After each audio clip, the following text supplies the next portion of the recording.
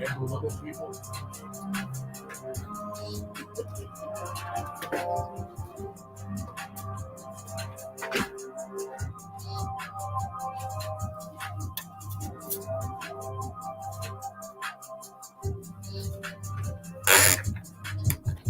Can't tell how much time I have, but everything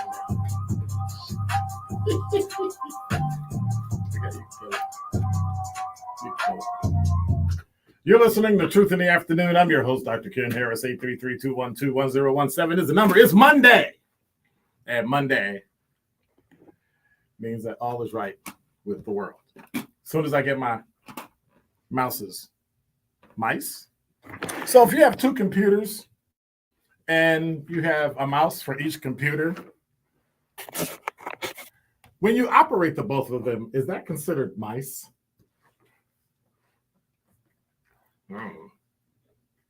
Can you tell us that kind of Monday?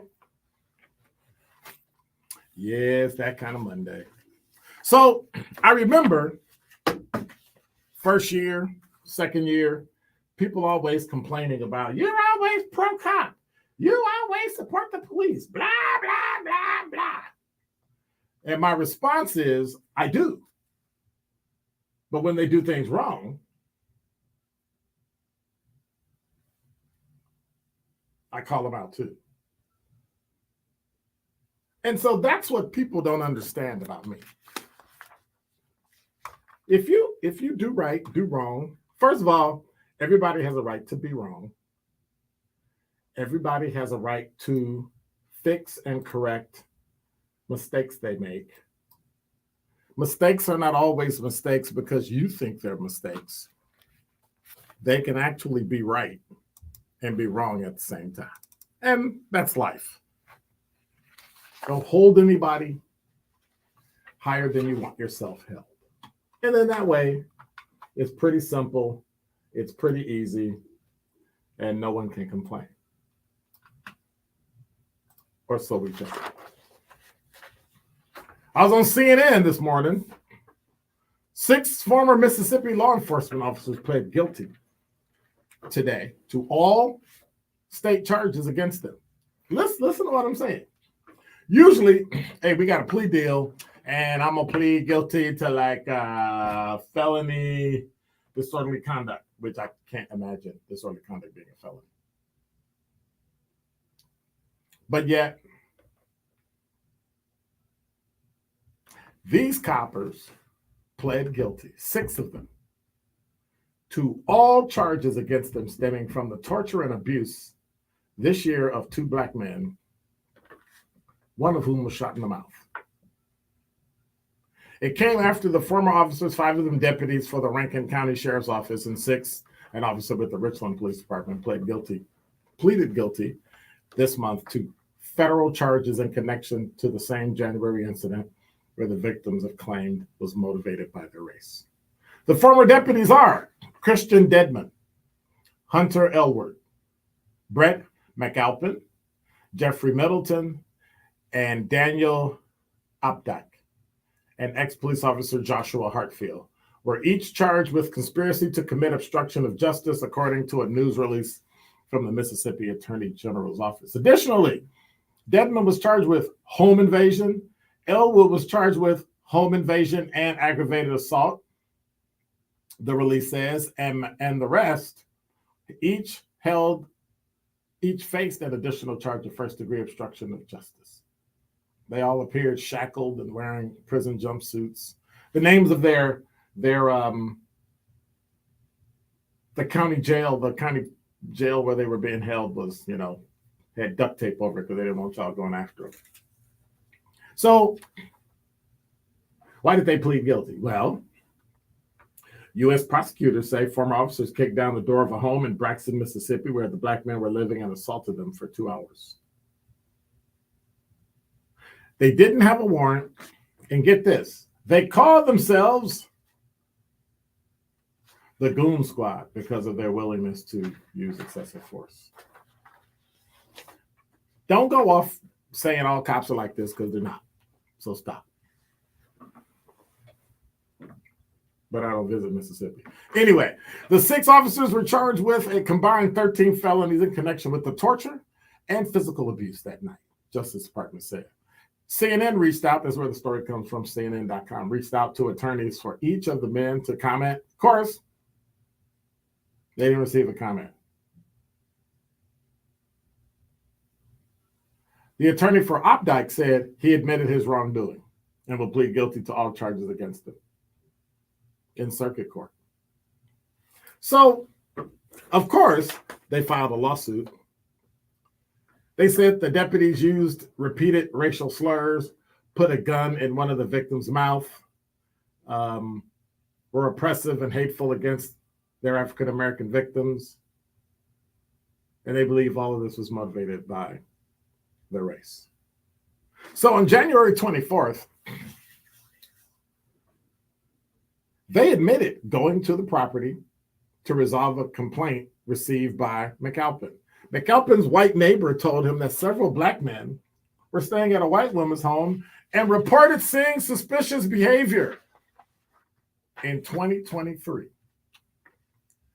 Dedmon warned the deputies there might be surveillance on the property, telling them to knock on the door instead of kicking it down if they saw any, the document stated. However, otherwise, they would just barge in without a warrant.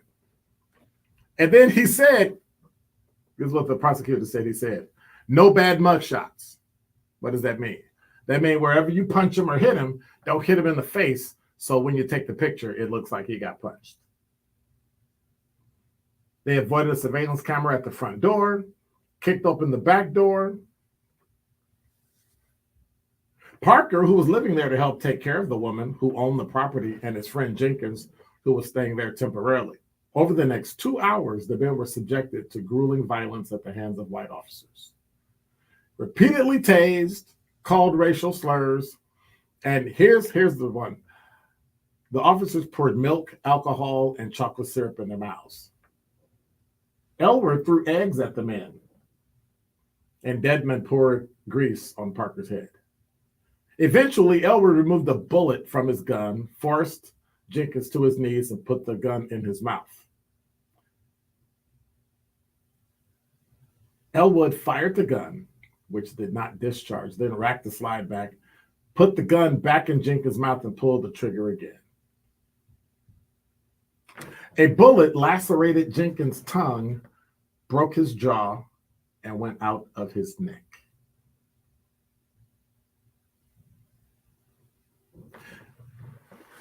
But the bizarre part about it was the charging document showed where they devised a cover story, talked about planting a gun they already had in their patrol car on Jenkins.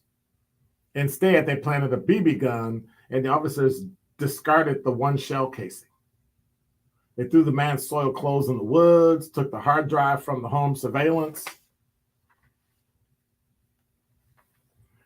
Rankin County Sheriff Brian Bailey announced in June they'd been fired. So help me with this.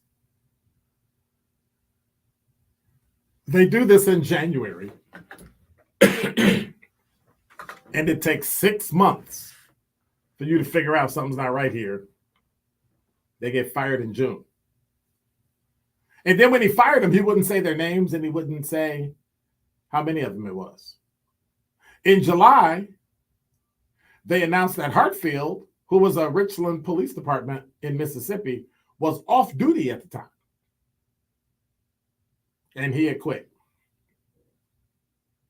Now, the sheriff doesn't face any charges, and he said he won't resign. In a statement today, he said he hoped the guilty pleas bring some sense of justice to Parker and Jenkins. And then he wrote in a statement, the Rankin County Sheriff's Office, and I need to find where Rankin County is so I never go anywhere near there, continues to evaluate and modify its policies, procedures, and training for all Sheriff's Office employees, Bailey said. We have asked for assistance from outside agencies and contracted with outside firms to evaluate us, make recommendations, and conduct training from the other white surrounding counties in Mississippi. Oh, okay. These actions are taken to prevent anything like January's tragedy from ever happening again. And then they kindly put that he's running for re-election in November. I don't know where Rankin County is in Mississippi. And at this point, I don't really want to know. There's only one suggestion I have for all of the people that live in Rankin County, Mississippi. And there's only one thing you can really do. It's located in Brandon, Mississippi. Have no idea where it is, but it really doesn't matter. Next November, I might have to take a trip down there. I mean, I can't vote, but y'all can. Here's a hint. Fire the sheriff. That is Dr. Ken's Truth on the new 1017 The Truth. This is 1017 The Truth. Dr. Ken Harris, and the time is now Milwaukee. For the last 3 decades, I've watched this city grow and change to a place where I'm proud to have raised my children here. Through all the greatness, I've seen us suffer as well. I'll share a perspective few can. Real, authentic, and well-informed. Listen to Truth in the Afternoon with me, Dr. Ken Harris, sponsored by Concordia University, Wisconsin, every weekday from 4 to 6 p.m. on the new 1017 The Truth, Milwaukee Black Talk. At Associated Bank, they know opportunity can't wait. If you're a female or minority small business owner, their community uplift loans could be for you. Loans range from $5,000 to $50,000. Get funds in as little as 1 business day. Talk to a relationship manager today about a community uplift loan and